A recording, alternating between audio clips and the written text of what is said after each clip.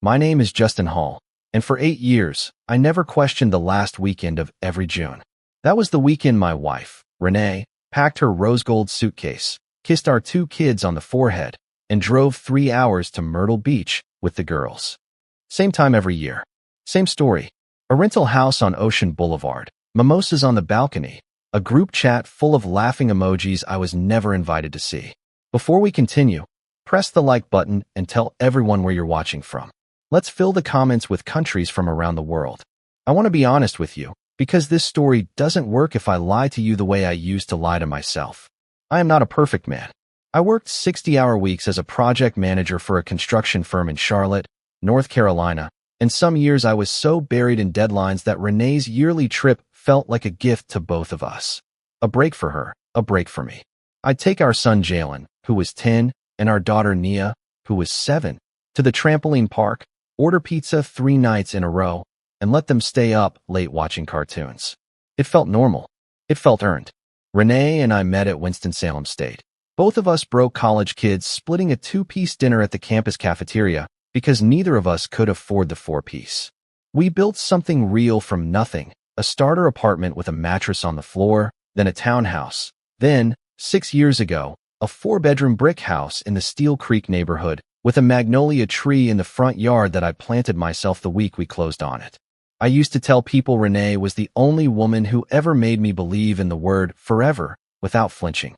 So when I say the 9th trip felt different, I need you to understand, it wasn't one big thing. It was 100 small things, stacked up over years, that I had trained myself not to see. It started with the phone. Renee had always been private about her phone, and I told myself that was healthy boundaries, not something to worry about. But that June, 3 days before her trip, I walked into the kitchen and caught her angling her body away from me mid-text, thumb flying, a small private smile on her face that I hadn't seen directed at me in longer than I wanted to admit. When I asked who she was texting, she said, Denise, about the beach house. Too quick, too smooth, like she'd rehearsed it. Denise, her sorority sister, the supposed organizer of every single one of these trips. Here's the detail that cracked something open in me. 2 weeks earlier, I'd run into Denise at the Harris Teeter on South Boulevard. We talked for 10 minutes about nothing, her kids, the weather, how expensive gas had gotten. And she never once mentioned that she'd be seeing Renee soon. Not a word about the trip. 2 weeks before her own trip, and Denise didn't say a thing. I didn't confront Renee. I want to be clear about that, because I need you to see me as a reasonable man before you see me as anything else. I told myself people forget to mention things. I told myself I was being paranoid because a co-worker of mine, Curtis Owens, had just gone through an ugly divorce that summer, discovering his own wife's affair through a hotel receipt left in a jacket pocket. Curtis's pain was fresh in my ear every day at the job site, and maybe I was projecting his nightmare onto my own life. But then came the money. I handle our joint finances. Always have, since Renee said numbers gave her anxiety. That May, I noticed a Cash App transfer of $600 going out to an account labeled Only DC. I assumed Dante's Catering, a company we'd used for Nia's birthday party. When I looked closer, the transfer had gone out on a Tuesday at 11:47 p.m., timestamped 2 hours after Renee had already gone to bed, or so I thought. I asked her about it over dinner, keeping my voice light, my fork moving casually through my rice and peas like the question meant nothing. Babe, what's this 600 to DC? She barely looked up. Deposit for the beach house. Denise handles the money. I just Venmo my part. I thought it was Cash App, not Venmo. Her eyes flicked up to mine. Just for a second, just long enough. Same thing, Justin. Why are you interrogating me over a beach house? I let it go. Again, that's the part one need you to sit with. The part that makes this story matter beyond just me and Renee. How many of us let it go? How many of us feel that quiet static in our chest? That little tug that says something is wrong, and we silence it because we don't want to be the paranoid husband, the insecure wife, the person who can't trust their own partner after a decade of building a life together. We convince ourselves that peace is more valuable than truth. I convinced myself of that for 8 years. The 9th year, I stopped convincing myself. It was a Wednesday night, for days before her trip, when I sat in my truck in our own driveway. I'd told Renee I was running late from a site inspection in Gastonia, and I just sat there, engine off, staring at our house, at the light glowing gold in Nia's window, at the magnolia tree I'd planted with my own hands, and I asked myself one question. If everything is fine, why does my gut feel like I'm bracing for a car crash? I made a decision that night that would blow my entire life apart and rebuild it into something I never could have predicted. I decided that this year, for the first time in 9 years, I was going to follow my wife to Myrtle Beach. I told my sister Angela first, because Angela has never once in her life let me lie to myself. She's 4 years older than me, works as a paralegal downtown, and has a way of looking at you over her glasses that makes confession easier than deception. You following her, or you following your gut? Angela asked me over the phone that night. I don't know the difference anymore, I told her. That's the problem, Justin. Find out the difference. And when you do, call me before you do anything stupid.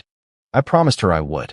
I had no idea, sitting in that truck with my hands still trembling on the wheel, that stupid wouldn't even come close to describing what I was about to walk into. I had no idea that this trip wasn't about another man at all, not the way I imagined it. I had no idea that the biggest betrayal wasn't waiting for me in some hotel room. It was waiting in my own family tree. I told Renee I had a work trip to Raleigh that same weekend, a lie that came out of my mouth smoother than I expected, which honestly scared me a little. I've never been a liar. But desperation teaches you skills you never wanted. I left Charlotte 2 hours after she did, driving the same route toward Myrtle Beach with my heart hammering like I was the one doing something wrong. Curtis came with me. I hadn't planned on telling anyone besides Angela, but Curtis caught me loading a duffel bag into my truck at 6 in the morning and refused to let me go alone. Man, after what I went through this year, you are not doing this by yourself, he said, already climbing into the passenger seat with 2 coffees from the gas station. Somebody needs to keep you from doing something you'll regret. Curtis had rented us a room 2 blocks from the address Renee always gave. A beach house on a quiet residential street off Ocean Boulevard. Not in the touristy strip with the arcades and the go-kart tracks, but in a neighborhood of pastel-colored rentals a mile back from the water. I remember the drive down felt like it took both 4 hours and 4 seconds. My hands wouldn't stop sweating on the wheel. We got there around 3 in the afternoon. I parked half a block down, in the shade of a live oak dripping with Spanish moss, close enough to see the house, but far enough that Renee's white Honda Pilot, the one she'd rented for the trip since her Camry was in the shop, wouldn't put me directly in her line of sight if she glanced out a window. For 2 hours, nothing happened. I watched a rental house with peeling blue shutters, my stomach in knots. Curtis beside me eating gas station sunflower seeds like this was a stakeout in a cop show instead of the potential end of my marriage. I kept running through scenarios in my head. Maybe it really was just the girls. Maybe Denise really was inside. Maybe I was about to feel like the biggest fool in Mecklenburg County for driving 4 hours to spy on my own wife's vacation. Then a car pulled into the driveway. Not a rental. A dark green Chevy Tahoe with Georgia plates, dented on the rear bumper, an air freshener shaped like a palm tree hanging from the mirror. I could see it even from half a block away. A man got out. He was tall, broad-shouldered, wearing a fitted cap pulled low, and even from that distance something about the way he moved, unhurried, familiar, like a man walking into his own house, made the hair on my arm stand up. He didn't knock. He used a key. Curtis went quiet beside me. "Justin," he said slowly, "you good?" I wasn't good. I was already out of the truck. I don't remember crossing that street. I remember the front door was still cracked when I reached it, and I remember pushing it open without knocking, and I remember the sound that hit me first. Laughter, Renee's laughter, that specific warm laugh she used to save just for me back when we were dating, coming from somewhere down the hallway. I found them in the kitchen. Renee was sitting on the counter in a sundress I didn't recognize, and the man was standing between her knees, his hand resting on her thigh like it belonged there, like it had belonged there for a long time. She saw me over his shoulder, and every drop of color drained out of her face. "Justin," just my name. Nothing else came out of her mouth for what felt like an entire minute. The man turned around slowly, and here is where the story stopped being what I expected and became something I could never have written myself. I braced for a stranger's face. I braced for some man I'd never seen, some name I'd have to learn, some faceless threat I could hate cleanly and completely. Instead, I was looking at a face I recognized from photographs, old photographs, the kind tucked in the back of a drawer, The kind Renee told me belonged to a closed chapter of her life she never wanted to discuss. A face from before me. A face from her first marriage. Dante, I said, and my own voice sounded like it belonged to a stranger. You're supposed to be in Atlanta. You're supposed to be. I stopped myself, because what I'd almost said was dead. And that wasn't even true. That was just the story Renee had told me. That Dante Coleman had disappeared from her life like smoke, like a ghost, like a man who simply ceased to matter the moment she married me. Justin, I can explain, Renee said, sliding off the counter, straightening her dress with shaking hands. Then explain, I said.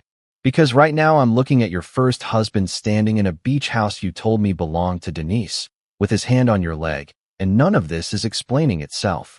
Dante had the nerve, the absolute nerve, to hold up both hands like a man trying to calm a spooked animal. Look, man, I know how this looks. Don't call me man, I said, and my voice came out low and hard in a way I didn't recognize. 8 years of construction sites, of managing crews twice my size, of staying calm under deadlines that would break most people. None of it prepared me for the sound of my own voice cracking open like that. Renee started crying, the kind of crying that comes fast and desperate, the kind meant to stop a conversation before it goes somewhere you can't control. Justin, please, just let me explain. It's not what it looks like. We're not. We haven't. Then what is it? I said. Because from where I'm standing, my wife has been lying to me about a beach trip for 9 years. And the truth is a man I thought was out of her life completely, standing in a kitchen with his hand on her like he never left. And this is the part of the story where I need you to brace yourself, the way I had to brace myself, standing in that kitchen with the smell of coconut sunscreen and betrayal thick in the air. Because what came out of Renee's mouth next wasn't a confession about an affair. It was something so much worse. Justin, she said, her voice breaking into pieces, Dante and I, we never finished the divorce. I stood there. I remember the refrigerator humming. I remember a seagull crying somewhere outside the window. I remember thinking, absurdly, about the magnolia tree in our front yard, planted by a man who apparently didn't even have a real marriage to protect. Say that again, I told her, because I need to hear you say it again. The paperwork, she whispered. It was never finalized. Justin, I'm still legally married to Dante. I didn't yell. I want you to understand that, because everything in me wanted to.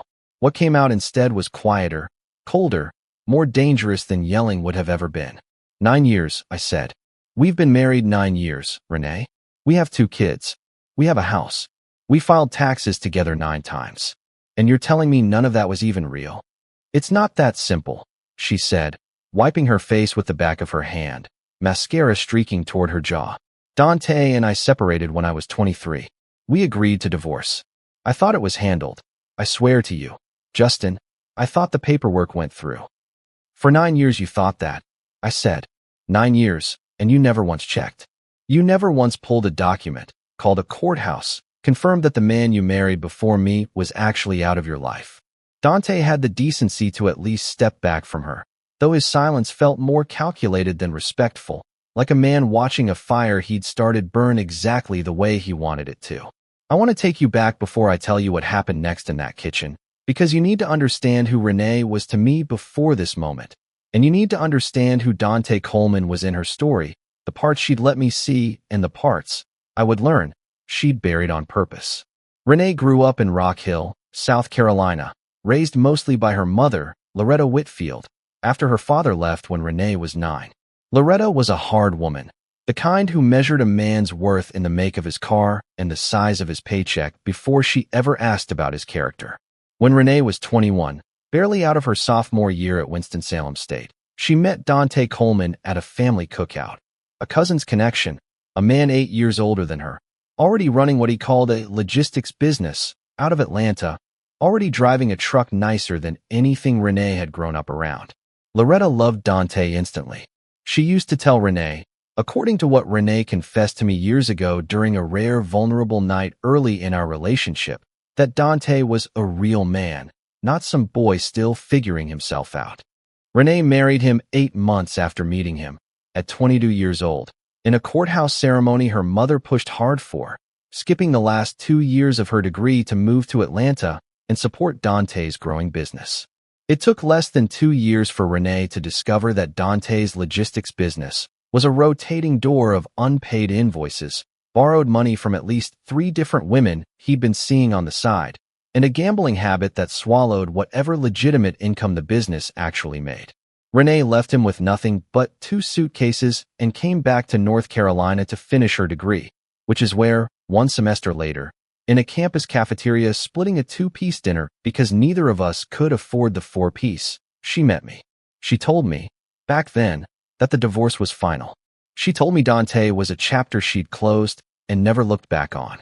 And for 9 years, I believed her, because I loved her, and because loving someone means choosing to trust the story they tell you about their own life. Standing in that kitchen, watching her cry in front of the man she'd never actually stopped being married to, I asked the question that would unravel everything else. How long has this been going on? I asked. Not the divorce paperwork. This. You and him. This trip. How many years has this actually been the truth? Renee didn't answer right away, which was answer enough. How many years, Renee? 4. She finally said, barely above a whisper. The last 4 trips. Not before that. I promise you, Justin, the first 5 years, it really was just the girls. For years, half of the trips I'd waved goodbye to, thinking I was giving my wife a well-earned break, had actually been visits to a man I didn't know was still, on paper, her husband.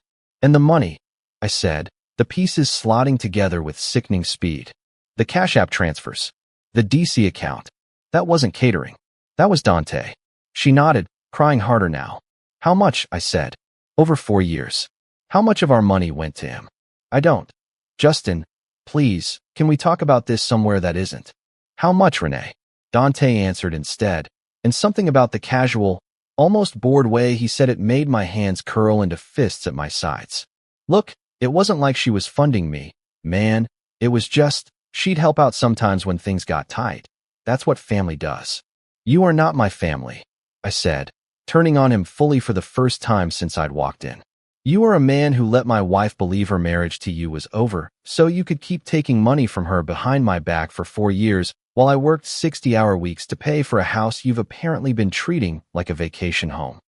Justin, please, Renee said. It's more complicated than. How much? I said a third time, and this time my voice didn't shake at all. She told me the number. $31,000. Over 4 years.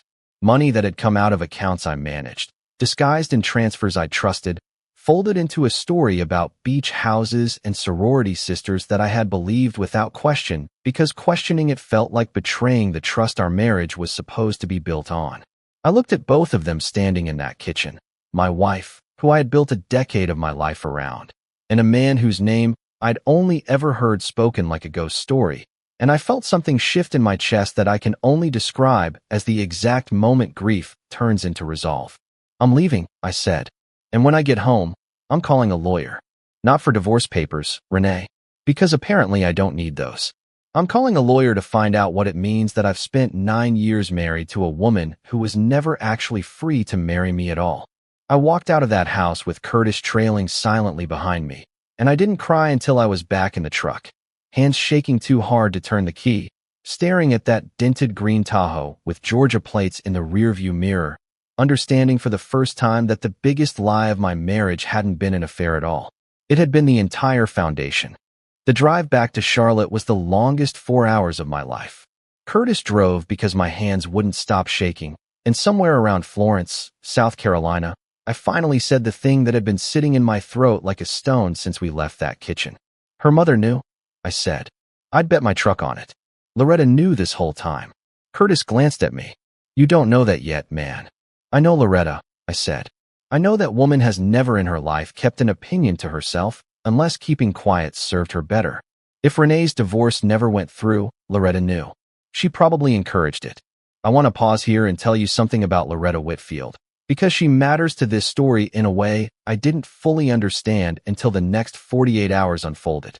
Loretta had never liked me, not with hostility exactly, but with a cool, measuring distance, the way you might look at a substitute teacher you didn't ask for.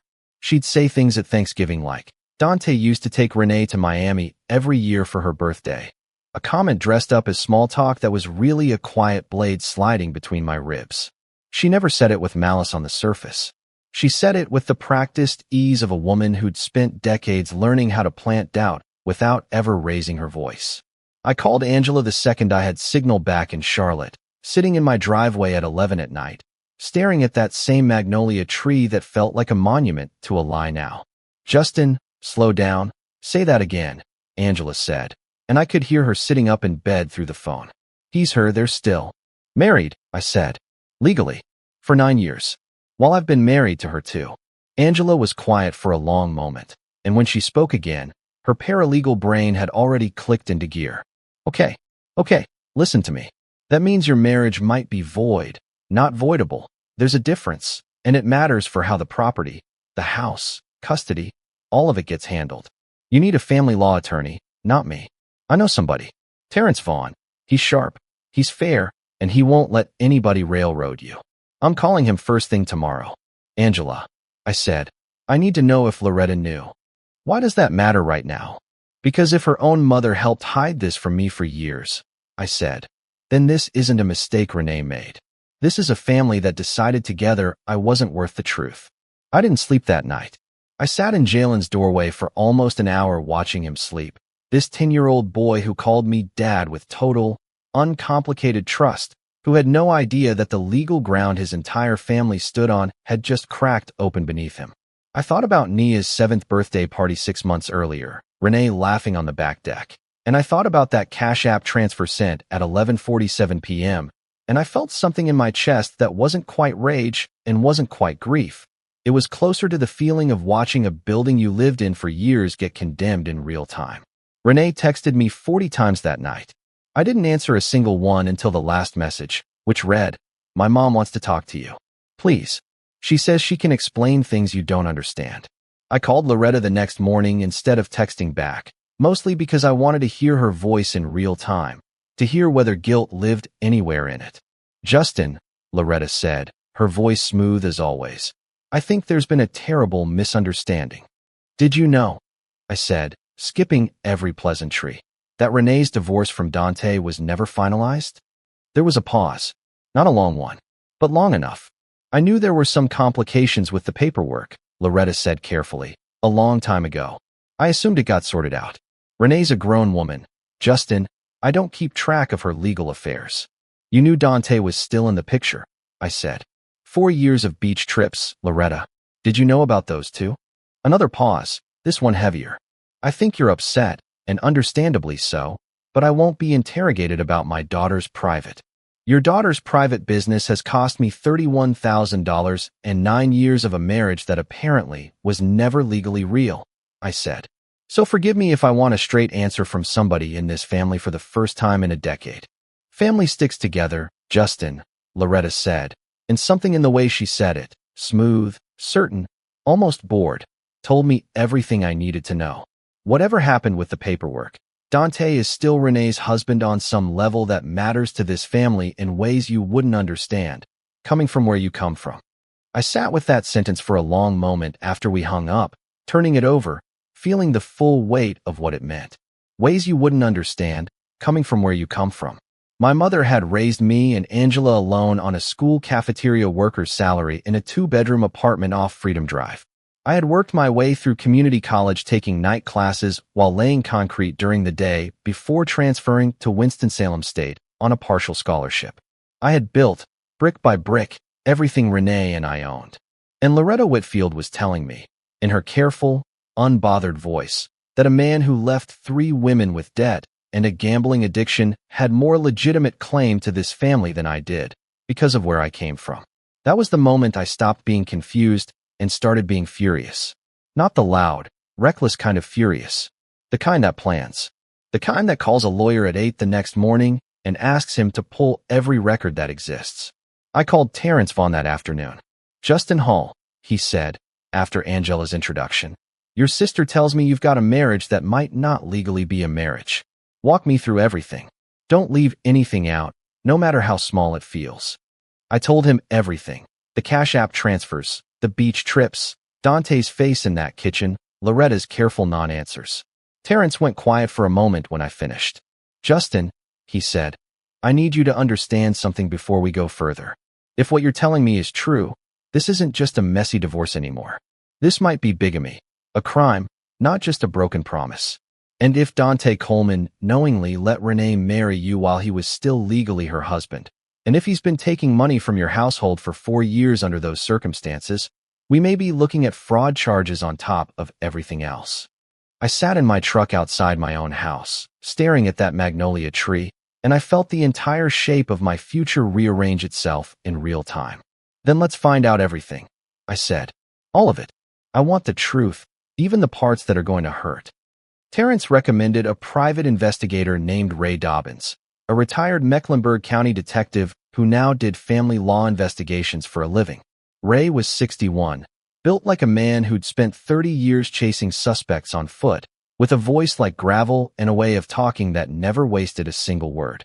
Give me 2 weeks, Ray said, sitting across from me and Terrence in Terrence's office on East Boulevard, and I'll tell you things about your wife's marriage that she doesn't even know herself. It took Ray 9 days. The first thing he found was the divorce filing, or rather, the absence of one. Renee and Dante had filed for a legal separation in Fulton County, Georgia, 9 years and 4 months earlier, the standard first step before a South Carolina or Georgia divorce could be finalized. But the separation agreement required a follow-up filing after the mandatory waiting period, a filing that Renee's attorney at the time, a young public defender doing pro bono family law on the side, had apparently never completed, either through negligence or because Renee, in the chaos of leaving Atlanta and rebuilding her life in North Carolina, had simply never followed up. Here's what's ugly about it, Ray told me, spreading documents across Terrence's conference table. Dante knew. I found records of him filing a change of address form in Fulton County 3 years after that supposed divorce, and on that form, under marital status, he listed himself as married. Not divorced. Married. He's known the whole time. That detail landed on me like a physical blow. Renee's story, the one she'd cried out in that beach house kitchen, was that she believed, in good faith, that the divorce had gone through. Maybe that part was even true. But Dante had known. Dante had let Renee marry me, had let us build 9 years and 2 children and a 4-bedroom house, all while knowing, with paperwork to prove it, that he was still her legal husband. Why would he do that? I asked Ray, though some ugly part of me already suspected the answer. Because it gave him leverage, Ray said flatly. A man like Dante Coleman, with the financial history I pulled on him, bankruptcy filing 6 years ago, 2 prior civil suits for unpaid debts, a pattern of borrowing money from women he's involved with. A man like that doesn't let a legal tie like this lapse by accident. He kept it alive on purpose. It meant Renee could never fully walk away from him, not without risking her entire life with you. It meant every year, she had a reason to keep seeing him, keep helping him, keep sending him money, all under the cover of a beach trip with the girls. I thought about Loretta then. Family sticks together, Justin, and a new, colder theory started forming in my mind. Did you find anything connecting Loretta to this? I asked. Ray slid another folder across the table. Your mother-in-law co-signed a car loan for Dante 8 years ago. Never mentioned to you, I assume. I shook my head, feeling something in my stomach drop. She's also listed as a secondary contact on 3 of Dante's old business filings, Ray continued. This isn't a woman who lost touch with her daughter's ex-husband, Justin. This is a woman who stayed close to him the entire time, likely encouraged Renee to stay close to him too, probably out of some belief that Dante was still, in her eyes, the better match. People like Loretta don't always mean harm the way a villain in a movie means harm. Sometimes they convince themselves they're protecting their family, even while they're the ones doing the damage. I sat with that for a long moment, the office quiet except for the hum of the air conditioner, and I felt something in me finally settle into place. Not calm, exactly, but clarity. This wasn't one betrayal. This was a structure, a years-long architecture of deception, built by 3 people who had each told themselves their own version of a justified lie. And I had been the only person standing in that house who didn't know he was living inside somebody else's blueprint. There's one more thing, Ray said, and something in his voice made me brace myself. I did some digging on Dante beyond the marriage question, because his financial pattern bothered me. Justin, your wife isn't the only one. I found records suggesting Dante's done something close to this before, A woman in Savannah, engaged to another man for the last 2 years, still legally married to Dante on paper. He never finalized that one either. Same story. Business struggling, borrowed money, kept the legal tie alive as insurance. The room seemed to tilt slightly. He's doing this on purpose. To more than one woman. Looks that way, Ray said. Which means this isn't just a family law case anymore, Justin. This is a pattern a prosecutor would be very interested in. Terrence leaned forward, folding his hands on the table. Here's where we stand. Because the original marriage between Renee and Dante was never legally dissolved, your marriage to Renee is likely void under North Carolina law. Not voidable, void, meaning it may be treated as though it never legally existed. That has real consequences. Property division won't follow standard divorce law, and we'll need to argue for equitable relief given how long you two operated in good faith. Custody, though, custody isn't tied to the marriage's legal status. You raised those kids for years, Justin, and courts care about the children's established bond and stability far more than a paperwork technicality. You have real strength there. And Dante? I asked. What happens to him? If what Ray found holds up, Terrence said, he's looking at potential bigamy charges in 2 states, and possibly fraud, given the money he's taken from you under false pretenses. That's a conversation for a prosecutor, and I'd encourage you to have it. Not out of revenge, Justin. Out of making sure he doesn't do this to a 4th woman. I drove home that night with Ray's files sitting in a folder on my passenger seat, and for the first time since that kitchen in Myrtle Beach, I didn't feel like a man whose life had been destroyed. I felt like a man who finally had the full map of the wreckage, and a map, I was learning, is the first thing you need before you can rebuild anything at all. Renee wanted to talk. She'd been asking for 11 days straight, and I'd been staying with Angela, seeing my kids every day, but sleeping under a roof that didn't have Renee's lies baked into the walls. I finally agreed to one conversation, on my terms, at a restaurant, in public, where neither of us could raise our voices past a whisper without an audience noticing. We met at a quiet spot off South Boulevard on a Tuesday evening. Renee looked thinner than I remembered, dark circles under her eyes that told me she hadn't been sleeping either, and for one dangerous second, some old, tired part of me almost softened. Then she opened with, Justin, I need you to understand this isn't as bad as it looks. $31,000 isn't as bad as it looks? I repeated slowly. A husband I didn't know existed on paper isn't as bad as it looks. For years of trips built on a lie isn't as bad as it looks. Renee, what version of bad were you comparing this to? I'm saying I never stopped loving you, she said, her voice cracking. Everything with Dante, it was about guilt, Justin. He kept telling me he was drowning, that he needed help, that if I just gave him a little breathing room, he'd get back on his feet and finally sign the real papers. I kept thinking one more trip, one more conversation, and it would finally be over. Did you sleep with him? I asked, because it was the one question I hadn't asked yet, and I needed the full truth before I decided anything else. She hesitated too long before answering, which told me the truth before her mouth caught up to it. Twice, she finally whispered. 2 years ago. It didn't mean what you think it means. I sat back in that booth and let the words land fully, let myself feel every part of the wound instead of numbing it the way I'd been doing for 11 days. It means exactly what it means, Renee. You weren't just protecting a man from drowning. You were still tangled up with him in every way a wife is tangled up with a husband. While you were my wife too. While our kids called me dad every single night, not knowing the ground under their whole family was cracked. She reached across the table for my hand, and I pulled it back before she could touch me. I want to fix this, she said. I'll cut Dante off completely, today, right now.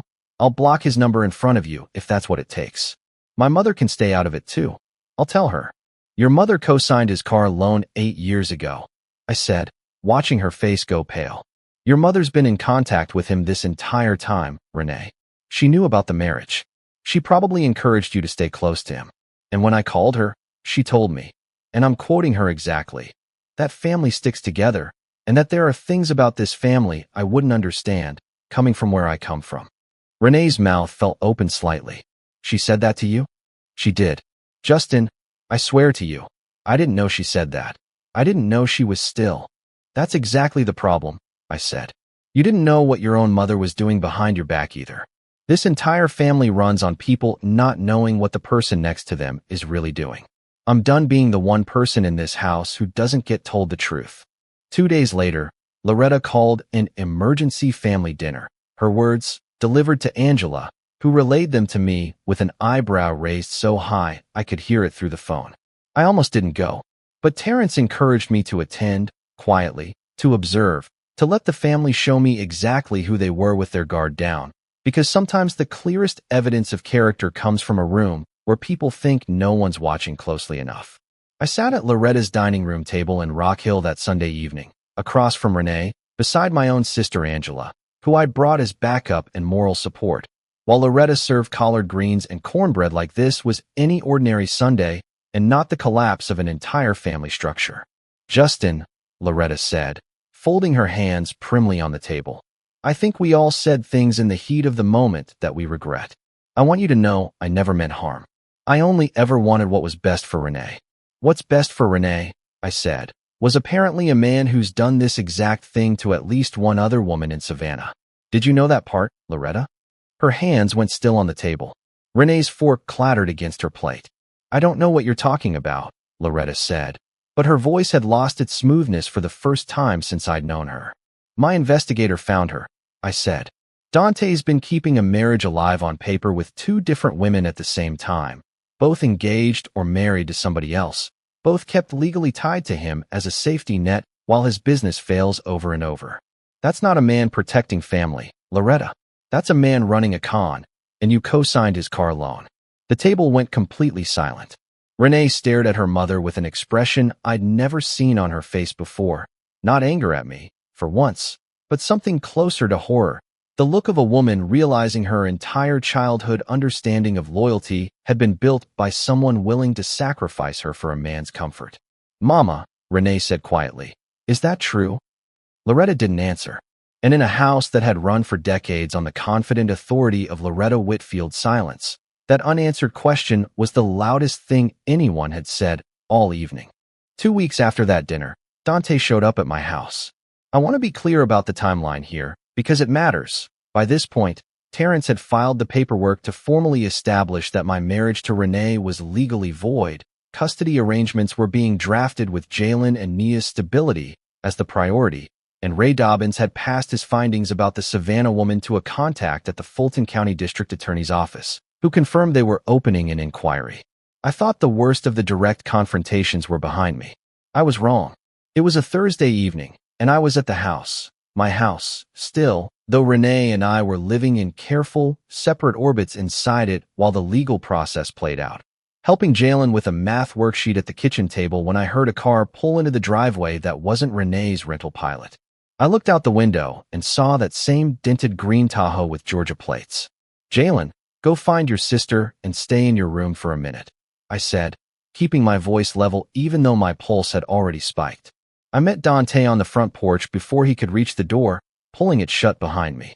"We need to talk, man to man," Dante said, and the casual arrogance in his voice, like we were old friends settling a disagreement over a poker debt, made something in my chest go cold and still. "There is no man-to-man between us," I said. "You knew Renee wasn't legally divorced. You knew for 9 years.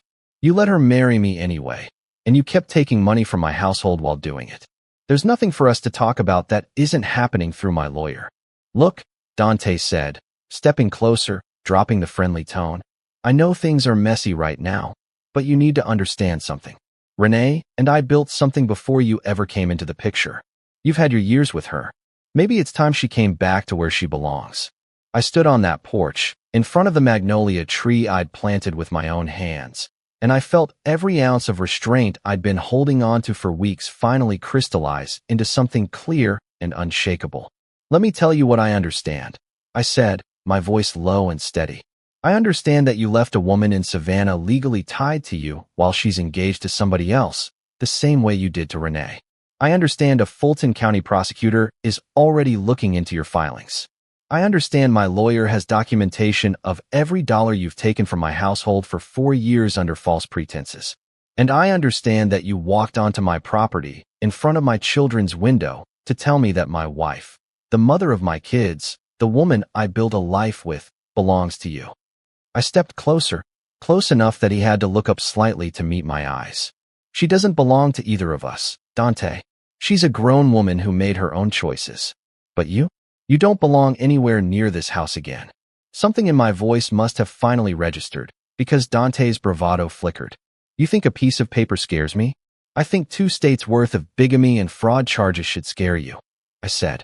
And if you ever step foot on this property again, I will make sure that fear is the last calm feeling you have for a very long time. He left, peeled out of the driveway fast enough to leave tire marks, which Ray Dobbins later photographed as additional documentation of harassment for the restraining order Terrence filed the following Monday. Renee came home 20 minutes after Dante left, and I told her everything. The porch, the threat, the tire marks. I watched something break open in her that I hadn't seen in the 11 days since Myrtle Beach. Not tears this time, but a fury of her own, aimed finally, fully, at the man who'd used her family's blind loyalty as a weapon for years. He came to my kid's house, she said, her voice shaking with a rage I'd never once seen her direct at Dante before. After everything, after 9 years of me protecting him from every consequence, he came to where my children sleep. I watched Renee call her mother that night, and for the first time, I heard her raise her voice at Loretta, heard her say the words, "You let him believe he still had a claim on my life, Mama, and now he thinks he can walk onto Justin's property and threaten my children's father." And I realized, standing in my own kitchen listening to that call, that the breaking point I'd been waiting weeks for hadn't been mine at all. It had been Renee's, and it had finally arrived. The following 3 months moved faster than I expected, the way a dam breaks slowly for years and then collapses all at once. Terrence finalized the legal filing establishing that my marriage to Renee had been void from the beginning, given Dante's undissolved prior marriage. A painful legal reality softened only slightly by North Carolina's provisions for equitable distribution of property acquired in good faith. The house in Steel Creek, purchased with both our incomes over 6 years, was split according to contribution, and because I'd handled our finances and could document my earnings against Renee's, I retained the larger share, enough to buy out her portion and keep the house for the kids. Custody was never seriously contested. Terrence had been right. Courts cared far more about stability and established bonds than a marriage's legal technicality, and Jalen and Nia had 10 and 7 years, respectively, of me as their present, involved father. Renee and I settled on shared custody without a courtroom battle, something I was grateful for every time I watched my kids adjust to a new schedule instead of a new war. Dante's story ended very differently. The Fulton County District Attorney's Office, working alongside investigators from Chatham County where the Savannah woman lived, built a case that went beyond bigamy into wire fraud, given the pattern of Dante taking money from women under the legal cover of marriages he'd deliberately kept alive. I learned through Ray, who stayed in contact with the prosecutors, that there had actually been a third woman as well, someone in Columbia, South Carolina, that none of us had known about until the investigation widened. Dante Coleman was arrested that October and, after a plea deal that avoided a lengthy trial, was sentenced to 18 months and ordered to pay restitution to all 3 women, though Ray warned me, with the flat honesty of a man who'd seen this 100 times, that restitution from a man with Dante's financial history rarely amounted to much in practice. The most surprising consequence, though, was the one that unfolded inside Renee's family rather than a courtroom. Loretta Whitfield, faced with her daughter's fury and the undeniable evidence Ray had compiled, finally admitted the full truth. She had known about the undissolved marriage from nearly the beginning, had encouraged Renee to keep helping Dante out of some tangled belief that a real man's financial struggles were a wife's burden to quietly carry, and had never once considered, or never once cared to consider, what that silence cost the family she claimed to be protecting. Renee stopped speaking to her mother for 4 months. When they finally reconciled, at my kids' insistence more than anyone's forgiveness, it was on entirely new terms, with Loretta, for the first time in Renee's life, finally admitting she'd been wrong. I ran into Denise, the real Denise, the actual sorority sister, at that same Harris Teeter on South Boulevard in late September, and she told me something that filled in the last gap of the story. The girls' trips had been real for the first 5 years. But 4 years ago, Renee had started making excuses to skip the actual group trip, telling Denise she'd meet up separately, staying in a different house for space, while the rest of the group never questioned it, assuming Renee just wanted some solo time. Denise had no idea Dante had been involved at all. If I'd known, she told me, gripping my arm in the cereal aisle, genuine hurt on her face, I would have said something to somebody. I promise you that. That validation from a neutral party, someone with nothing to gain, someone who'd been unknowingly used as cover for 4 years, meant more to me than I expected. It confirmed what I already knew, but needed to hear from someone outside the wreckage. I hadn't been paranoid. I hadn't overreacted. I had simply, finally, refused to keep ignoring what my gut had been telling me for years. Angela took me out for a beer the week the property settlement finalized, sliding a glass across the bar table with the same look she'd given me over the phone the night I first decided to follow Renee. You did the hard part, Angela said. The part where you stopped protecting your own comfort more than your own truth. Most people never get there, Justin. Took you 9 years, but you got there.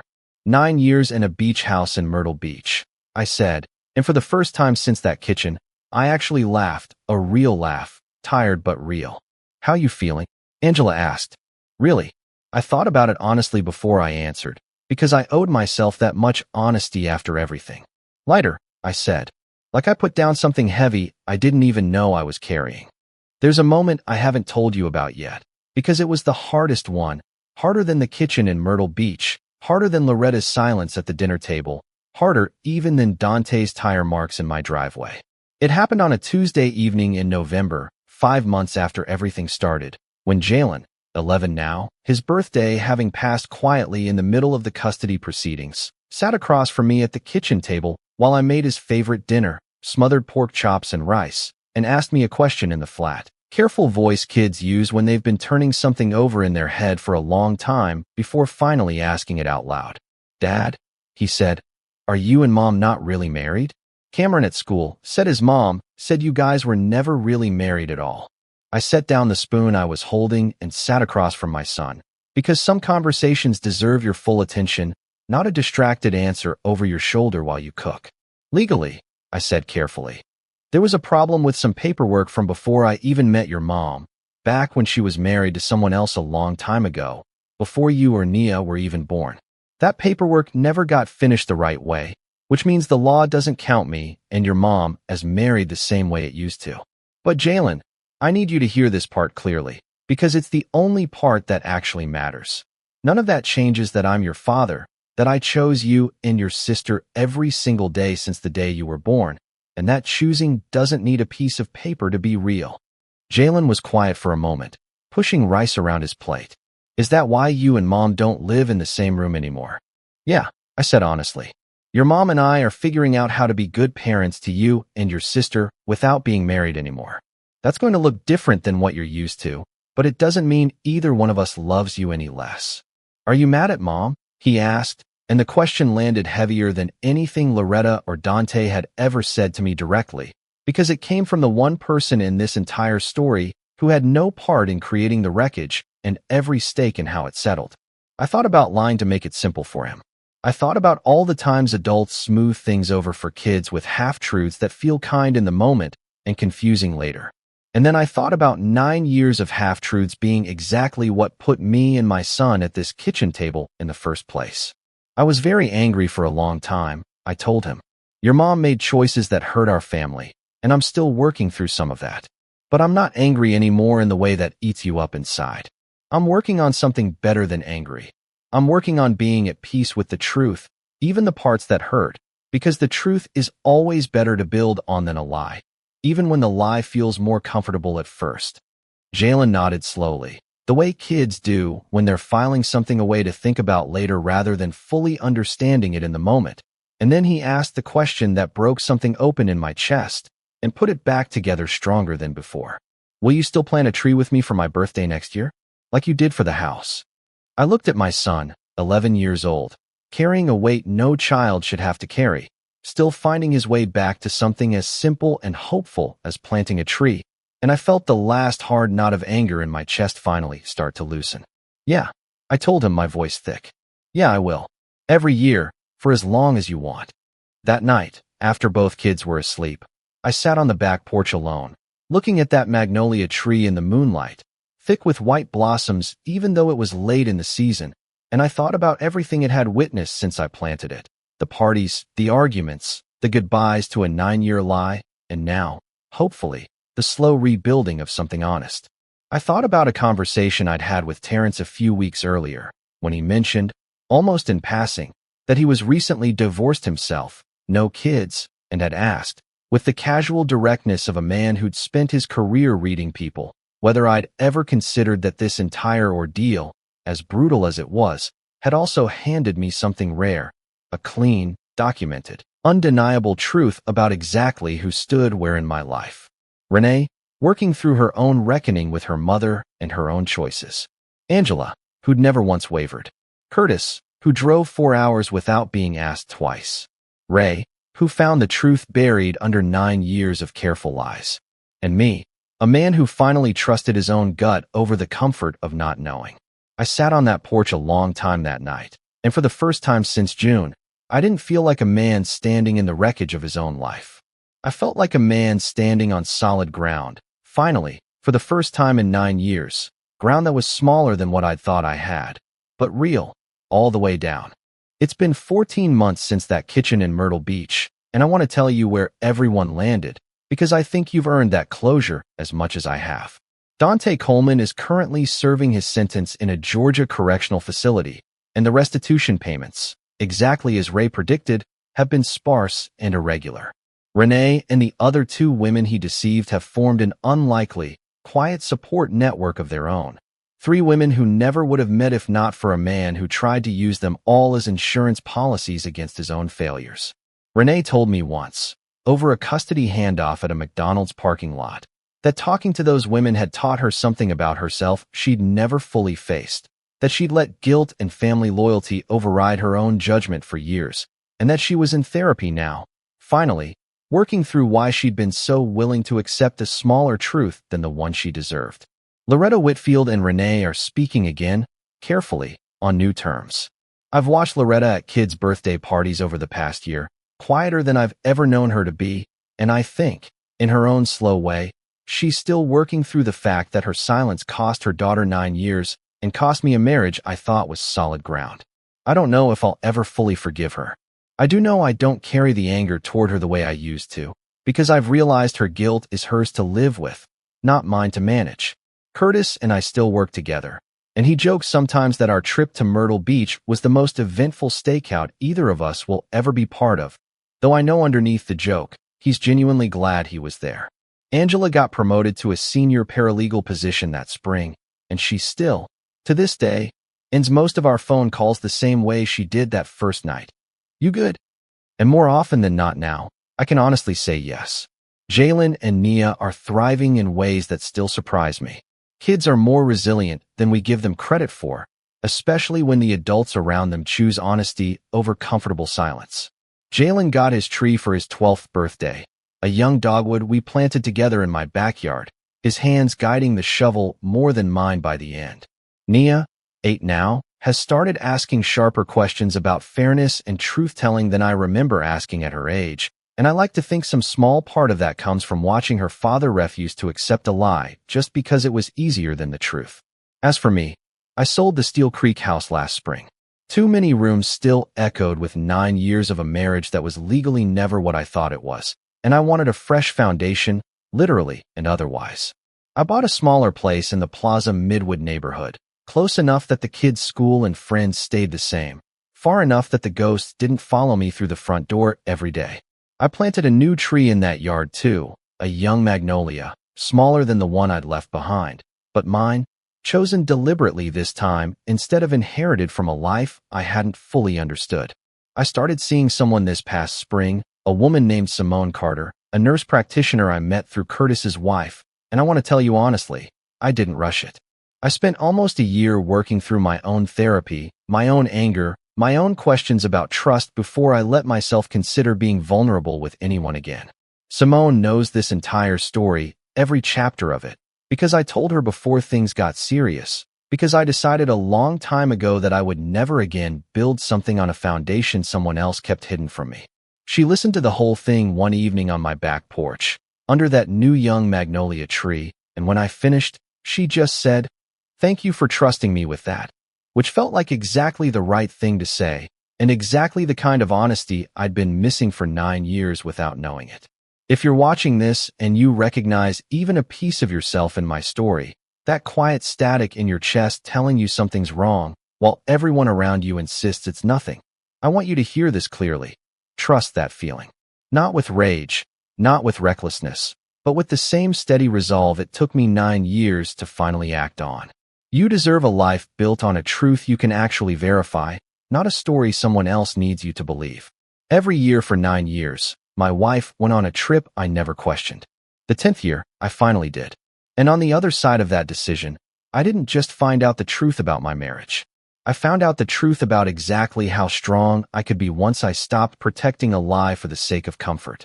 That magnolia tree in my new backyard is still young, still finding its roots in unfamiliar soil.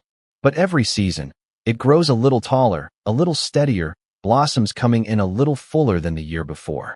I figure that's about right. That's exactly how rebuilding is supposed to feel. Thanks for watching all the way to the end.